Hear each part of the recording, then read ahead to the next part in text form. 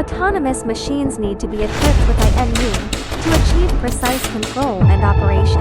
There is an IMU or MIMU MO2 that is very suitable. It uses SPI communication interface to achieve high-speed transmission, can realize communication between the host and the slave, and supports multiple clusters. The data provided by the IMU helps the robot to balance and stably walk and control.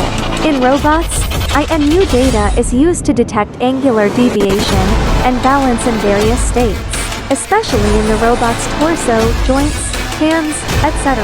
This IMU has an ultra-thin design with a thickness of only 14 millimeters.